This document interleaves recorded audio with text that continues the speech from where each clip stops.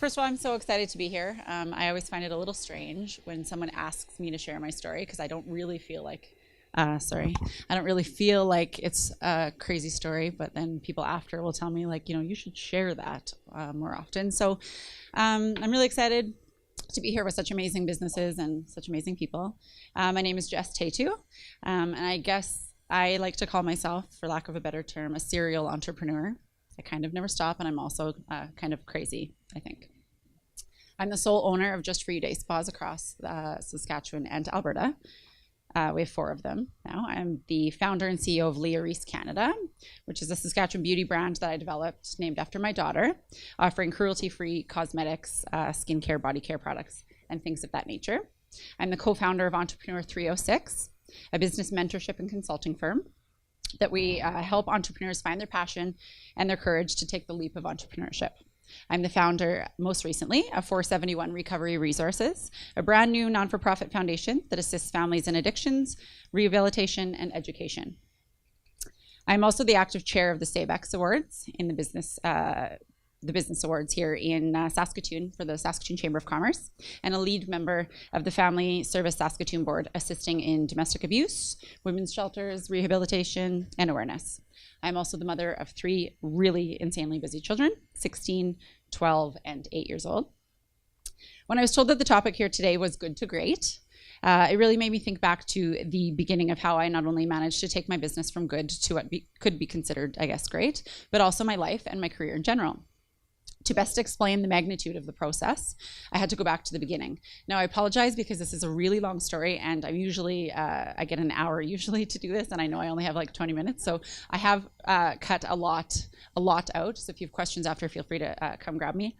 I follow an actual speech because there's a lot of information, and sometimes I miss some pretty big points. So my journey to entrepreneurship has not been an easy one, but I don't know that I would appreciate the success, or even so much as call it success, if it was easy. I feel like it would just be luck.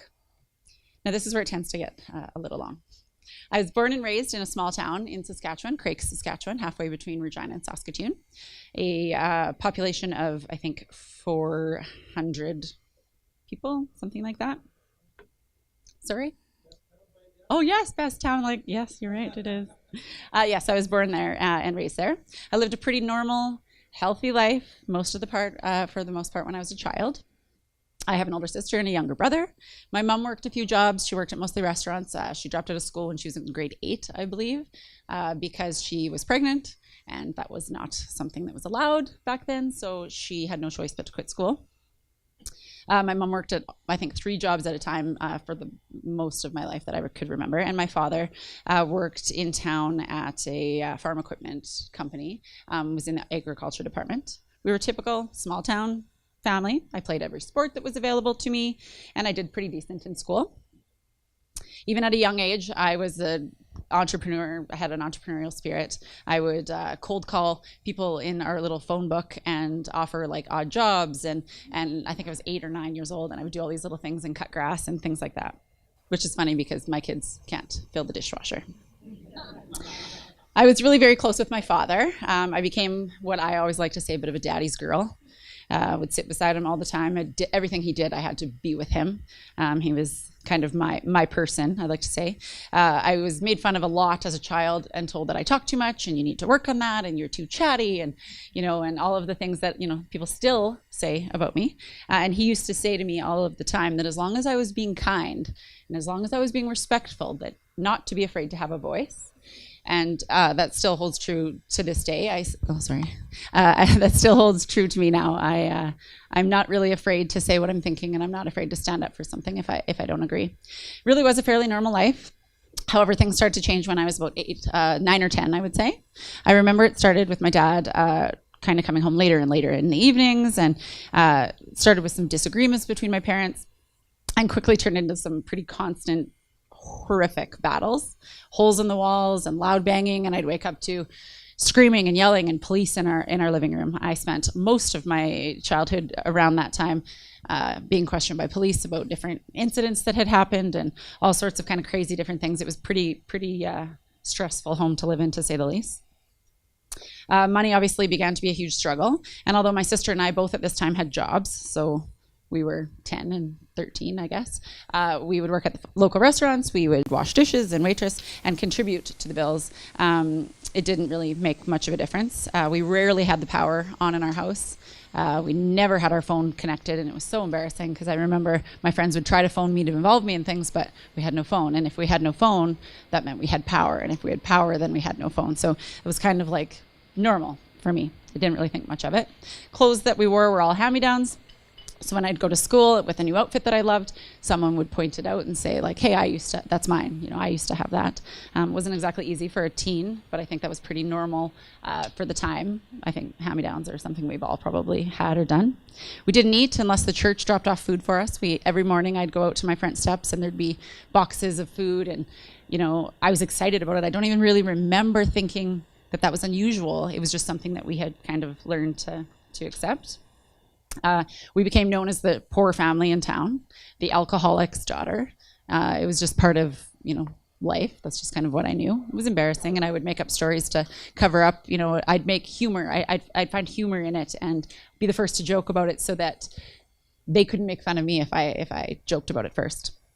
Things continued to get harder and harder, and eventually it was the summer of my grade 10 year. I was 15 years old. I returned home. I think I was at the swimming pool or something, and there were locks on our front door. Didn't really understand why, but there was some papers taped, and there was, it was kind of a blur to me now when I think back, but I never stepped foot in that house again. We lost our house, and we went from being the poor family to being quite literally homeless. I've never stepped foot in the house, like I said again, or seen any of my belongings or any of my family's belongings ever again, which now I look back and think like, take my house, that's fine, but do you really need to take the children's like toys and their books and, all the things that were my things? I eventually found one Barbie that I've given to my daughter that I had forgotten at my grandmother's house a weekend before or 2 weekends before, or something like that, which is very odd because I was 15 and I didn't play with Barbies, but for some reason it made it to my grandma. So I do have one item that I was able to pass down to my daughter. So there I'm left, no house, nowhere to go, and all I had with me that day was a backpack, what I had taken with me to the swimming pool. I don't even know if I was swimming that day, but I was out at the pool, and I had a little bit of money with me from my summer job. I bought a bus ticket and got on a bus and rode to Saskatoon, where I had some friends, and basically had to decide to make a plan for my future. I left my town humiliated, traumatized, and completely lost. My dad, by this point, had been attempting rehabilitation, but like every other time he tried before, had failed, this time resulting in the loss of his job permanently and the end of his marriage. I now was in Saskatoon and had to lie and say that I was 18 years old to be able to find an apartment. And I found a job working at a local arena, at Gemini Arenas. I don't know if anyone's familiar. I started working in the dressing rooms, worked my way up, started helping in the concession, helped in the kitchen, things like that, to be able to pay my rent. I registered back in high school at Walter Murray Collegiate and never shared with anyone during that time that I was living on my own. And it's funny because now I have a neighbor who went to high school with me, and she says she never knew. No one that I was friends with at that time had a clue. And I was terrified for anyone to find out what was actually happening, because I was scared that, social services like on TV would come and take me away, or that I would lose my apartment. So I never told anybody about it. And it wasn't until about, I would say like 6 years ago, that I actually started to tell people about what actually was going on growing up. I was still at this point spending countless evenings driving my dad to rehab. Again, I couldn't even drive, so I was driving his car generally illegally, taking him to rehab, taking him to AA meetings. He attempted suicide multiple times, so I sat with him in the psych ward more often than not. I spent a lot of time getting to know staff at these types of facilities because I was the adult. I basically was the adult and was taking care of him as long as I can remember. At the same time that he was, this addict, he was the most wonderful man. He never let me, I couldn't pick up a beer in front of him without him, or I couldn't say the word stupid and he'd be like, watch your mouth, young girl. Like, he was a very, very educated, wonderful man that struggled with addictions. Education was something that he really, really pushed for me. So I began going to every meeting that I possibly could, and I started to learn when I was taking him to these meetings that I was learning a lot. I learned about what addictions were, why it was happening to my family, and how I could process it and break the cycle and help him. I wanted to know why it was a part of my life. Shortly after high school, I began dating a man that I had known for a few years, and we got married and had a baby like you usually do. I started to see red flags. And I knew something just wasn't quite right. However, it was he was a heavy drinker, but it was very different from my father. So I didn't see those red flags, or at least I ignored them. During the time that this was all kind of happening, I was at home with a new baby, and I saw an ad in the newspaper for a spa, for this day spa. It was like a part-time position. And I can't explain it. It was just my intuition. I just had this terribly strong gut feeling that I had to apply. So the spa industry was something that I always thought was amazing, and the beauty industry was wonderful. I remember going with my grandma to get her nails done and things like that I loved, but I always thought I wanted to be a lawyer. I thought that that was my future, so I took a paralegal program and thought that that was kind of my future.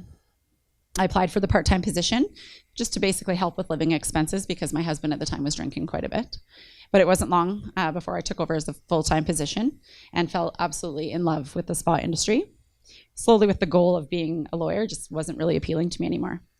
Within a very short time, my son's father began adding cocaine to his drinking binges. Now, I was incredibly naive to this because I had never seen drugs. I'd never been around drugs. All I had been around was alcohol. So when I would smell alcohol, I knew that there was a problem. But I was completely naive because I came from a town that didn't really have drugs at the time, and I didn't know any better. It became an extremely violent home, which was worse than what I actually grew up with. It was an extremely violent home. And I found it kind of strange because I am not a pushover girl. I was a tough girl. I wasn't one of the girls that you would find herself in those types of positions. I was like, take no crap type of girl. And here I was, living basically in the exact same footsteps of my family and of my home that I grew up with. And I realized that I had done exactly what all the classes that I had went to warned me about. I was following in the exact footsteps of my parents. I was living that cycle of addictions, and I didn't even realize it was happening. I remember the exact moment of the realization, sitting on the edge of my bed, holding my baby. He was just little, thinking to myself, okay, I did not go through all of that chaos growing up to be sitting here in the exact same moment and have to fight for my life again. I just kept saying to myself, like, this can't be it. Like, what am I doing? How did I get here? This cannot be my life. And it was that night I found a newspaper, looked for apartments, phoned a girlfriend who had just went through a recent breakup as well, and said, like, want to get a place together? We phoned the number in the newspaper. We went and looked at it, gave deposit, and before midnight had moved all of my things and my baby into this new place. I had one strong moment, and it changed my life. I never did look back. I filed for divorce and eventually became manager of the spa that I was working at. My dad at this time was still really struggling. He was in and out of failed rehab attempts again, illnesses, depression, attempted suicides, and all sorts of things were still happening. It really just became part of my life, and I kind of got used to that being the way that life was. Until in passing one day at the spa, the previous owner said to me as a joke, and at this time she was living in the Caribbean. She hadn't been to the spa in a long time. I was running everything for her. And she said to me, she kind of joked and said, someday you're going to own this business. And that was it. That conversation was had. And in my mind, it was happening. And it wasn't really if it was going to happen, it was when it was going to happen. I was only 21 or 22 maybe at the time, and I was a single mom. I knew there was little to no possibility of me getting enough money. She was asking $500,000 for the business to purchase the business. Just it wasn't going to happen. I wasn't going to come up with that money. I was still paying all of my dad's living expenses and had no family to lend me any money. So I went to the bank with a business plan, and they were only willing to give me a small portion of what I needed. So I made the decision to take a risk and go to the owner with an offer. It was an absolutely insane, crazy offer, but I had nothing else to offer her. We worked out the details together, and she agreed to the contract. It was an easy agreement for her to make because she had nothing to lose and everything to gain. The deal was this: I would take ownership of the company, but every dollar that the business made went back to her, including the $150,000 or $200,000 that I got from the bank. I had 4 years to pay her off. If I missed a payment, was even late by an hour, it was literally to the hour that she had written down, she got to keep the money, she got to keep the business, she got to keep the $150,000 loan, which was in my name, and I'd be fired. That was the deal, and I signed it. Now I'm married to a lawyer, and he tells me all the time like how insane I am to have signed that. And he reads it and he's like, she couldn't even have won anyway, because it was like literally the world's worst contract. During the first 6 months of my ownership, I took huge risks. I had no money to buy any marketing. I had no money at all. So I went directly to media outlets. I went to radio stations. I went to magazines, newspaper, everything that I could, and basically made deals with them. I would offer them gift cards, $10,000 in gift cards for services at the spa in exchange for $5,000 in radio or $5,000 in marketing. So half of what they were getting from me. And they were willing to help out a young girl that was a young entrepreneur. They believed in my story, and they supported me. I also took a huge risk, and I emptied what we call the gift card bank account, which every time somebody comes in and buys a gift card, it goes into that bank account. You can't really touch that money because someone's going to come in and use that gift card, and I have to pay it out of that gift card. I emptied it completely and decided to completely rebrand the business. The business at the time was purple and orange and green, and I really wish I had photos to put up, but it was purple and orange and green, all three of them, and a bit of a bad reputation in terms of customer service. And I know that because I worked at the front desk. I worked as the manager. I got the complaints firsthand and had to basically say to them, I'm so sorry that you want a refund, and I totally agree that you deserve one, but I'm not allowed to give it to you. So when I became owner, I contacted all of those people and gave them free services in exchange for a new testimonial. It was the only way to market my business that I could, but I emptied that bank account, completely rebranded, did a new logo, did a new look, renovated, made it pretty and nice, so that I could pitch it from a new management angle, that there was new ownership, new management, to break the old reputation. I went to absolutely every event that there was, everything. I was literally busy every single day. I was at something, somewhere in my community, trying to put a face to my business. I worked every hour that we were open and extended my hours for the business every single day in the evenings and open Sundays when we were previously closed.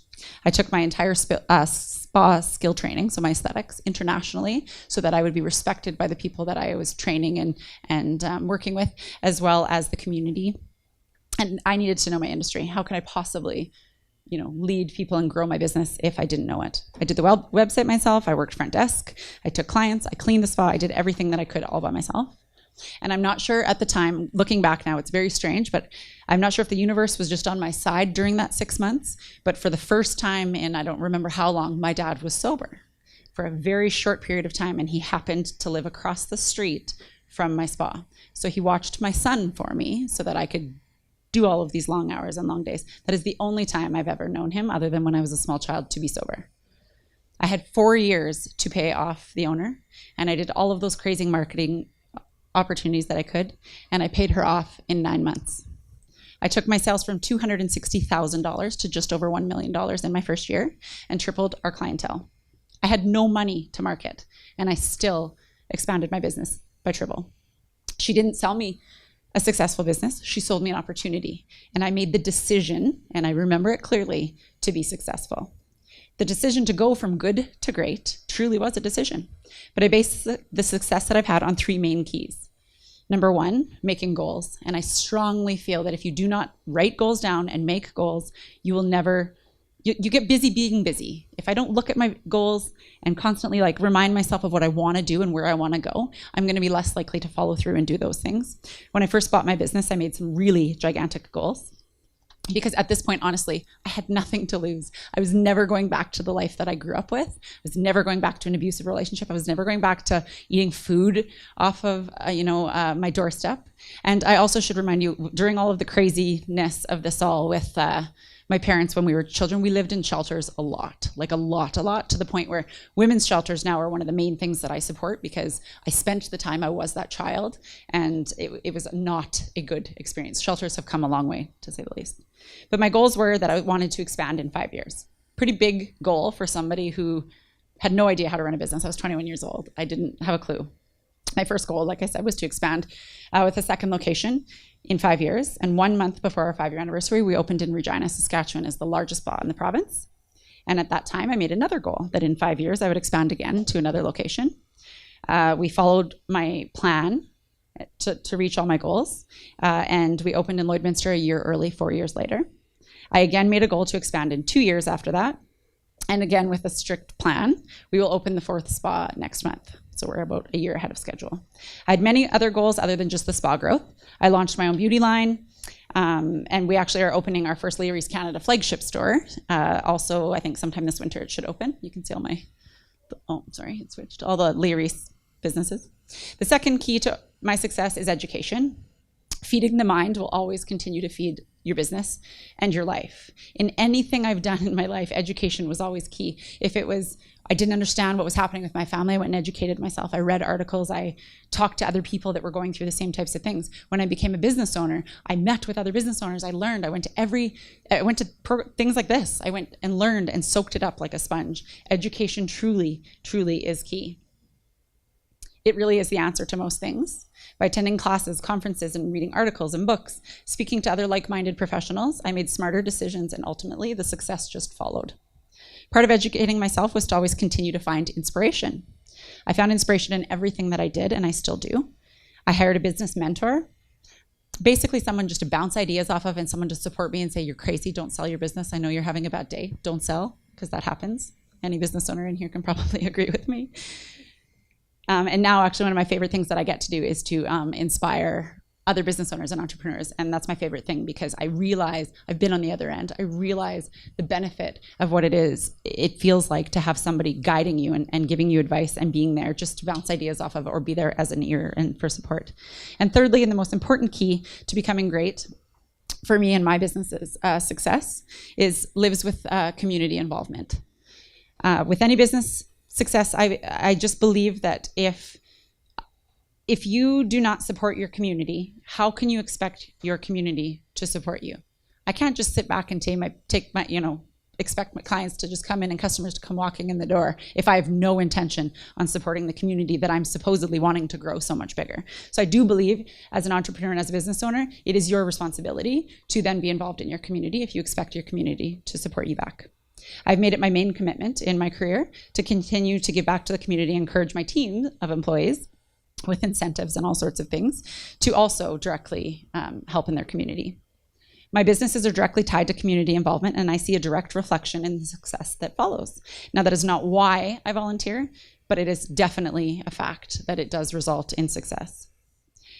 And I do, like I said, feel like it is my responsibility as a business owner to give back, and I would not be here, I would not be successful if those community programs didn't help me, or people give us clothes, or the church give us food. I wouldn't be where I am now had things not come full circle.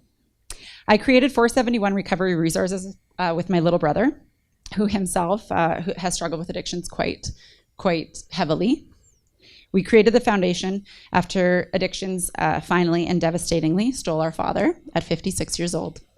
He was found in a snowbank near his home after freezing to death, walking home from a pub one night in my hometown. The shock and the pain that we felt when that happened made us realize that we had to do something. Wasn't sure what, but we knew we had to do something. And for a girl who has never done a drug in my life and drinks a little bit, you'll see I'm having a beer, but I don't drink a lot, addiction seemed to follow me around whether I liked it or not. And so I decided if I can't escape it, it's going to be in my life, it's going to be in my life on my terms. And so we've welcomed it into my life in terms of how I can help and how I can give back. I made the decision that it was going to be in my life on my terms. We've created our foundation to provide better opportunities and assistance to not only the addicts, obviously, but the families of the addicts. People like myself who you wouldn't think needed help because I wasn't the addict and I never received anything that I didn't go out and get. And that's really sad. My dad was being handed programs all the time and things to attend, but I was of no importance. They didn't want to break the cycle. Had my brother had any type of counseling, he probably wouldn't have followed suit. And that's statistically proven. Children that receive that type of help, it usually breaks the cycle. The success, sorry, I feel like I'm missing something here. Basically, my goal has always been to shine some light on not only the vicious cycle of addictions, but the stigma of shame. And I think it's funny when I stand on stage and I'll talk to people, they always assume someone with addictions or mental illness or things of that nature, come from a certain type of life. And I don't. I live in a beautiful home. I have 3 beautiful children. I own all my own businesses, and it is directly in my life. And so my goal has always been to stand and talk to other people and remind people that it isn't a type of person that addictions happens to. It doesn't discriminate. It'll hit every family in one way or another. And I think everybody at some point in their life will come into contact with someone with some sort of mental illness or addictions. The success of my businesses have given me the platform to be able to reach others and to make difference. I could have been happy with my small little spa, my 10 employees that we built it up to be, where it was successful. It was good. It was actually really good. But a good business couldn't do the things that I wanted it to do.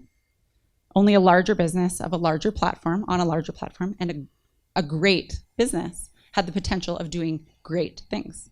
That doesn't mean that every little bit that you do doesn't matter. Of course it does. But when you can do it in a larger, grander opportunity, that was my choice. I wanted to do that. So great things like offering careers instead of jobs in an industry where only 1 in 10 stay in the industry after years, the spa industry. Or offering amazing products and service to clients at a grander level. And ultimately, only a great business with a great platform could really make the difference the way that I was wanting it to. Accomplishing my goal of taking my once small business from 4 employees to over 100 and now owning 6 companies is obviously something I feel very proud of, as well as all of the awards that we've been given over the last few years. They're all such amazing things that touch my heart in such an amazing way, but truly being able to realize the value of my business and use its success as a platform to inspire and to give back to other people directly assists in the large way. It directly makes our community better. The fact that I get to do what I do, that's what makes me feel better about why I do what I do. And it really is a perfect example of things coming full circle. I was that child that got the hand-me-downs. I was the child that ate the church food. I was the child that went to addictions classes for a family, and now I'm on the other end. Most recently, I was awarded the Women of Distinction Award, and I've stood on stage and I've received many awards that I am so proud of, but the Women of Distinction Award was from the YWCA, and they did not know this at the time that they awarded me the award, but I directly spent time at the YWCA, so it was complete full circle for me that they awarded me for the community involvement that I have when I was on the other receiving end of it. This is the direct definition of what I feel defines success and is a true example that with hard work, dedication, and determination, that any business, any entrepreneur, and any life always has the opportunity to become great. In closing, I want to thank you guys so much for inviting me to be here. I thank you for allowing me to share my story, even though it's long-winded, and I do apologize, I'm way over time. I just want to remind people that the evolution from good to great is a decision.